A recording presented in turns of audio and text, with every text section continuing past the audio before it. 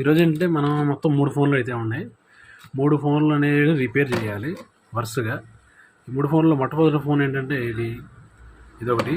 ఈ ఫోన్ ఏంటంటే పాపం మనోడు ఏం చేశాడంటే గేమింగ్స్ బాగా ఆడతాడంట. మనోడు పాకెట్లో ఏంటంటే నొక్కుపోవడం వల్ల ఇలా స్ట్రైక్స్ అనేసి వచ్చేసినాయి. మరి డ్యామేజ్ కూడా అయింది కింద. ఇది వివో మోడలు. ఇదొకటి వేయాలి. తర్వాత పాపం ఇది అంకుల్ గారి ఫోన్. ఇది అంకుల్ గారిది రియల్మీది పాత ఓల్డ్ మోడల్. ఈ నెంక చూస్తే నాకు చాలా జాలి వేస్తుంది.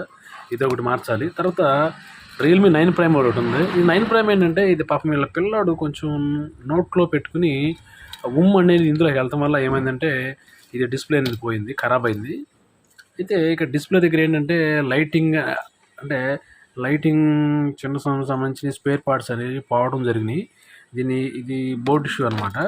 ఇది ఒకటి ప్రాబ్లం. మొత్తం ఈ 3 ఫోన్లు అనేది చేసేసి మనం ఈరోజు ఏంటంటే ఇవ్వాలి సాయంకాలంలోపు. ఎందుకంటే సంక్రాంతి దగ్గరికి వచ్చేస్తుంది కాబట్టి తొందరగా క్లియర్ చేసి ఇచ్చేసామనుకోండి వీళ్ళు ఏంటంటే పాపం తీసుకుంటారు.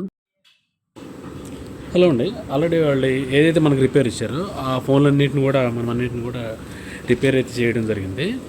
వాటన్నిటి కూడా ఎందుకు లేని రబ్బర్ బ్యాండ్లు ఎందుకు వేసానంటే ఆ టచ్ అనేటువంటిది బోర్డుకి మధ్యలో మనం ఏంటంటే గమ్ అనేది యూజ్ చేయడం జరుగుతుంది. యూజ్ చేయడం వల్ల ఏమవుతుందంటే అది గట్టిగా ఎక్కువ రోజులు ఫిట్ అయ్యి ఉండాలంటే కంపల్సరీగా రబ్బర్ బ్యాండ్లన్నీ వేసి ఉండాలన్నమాట.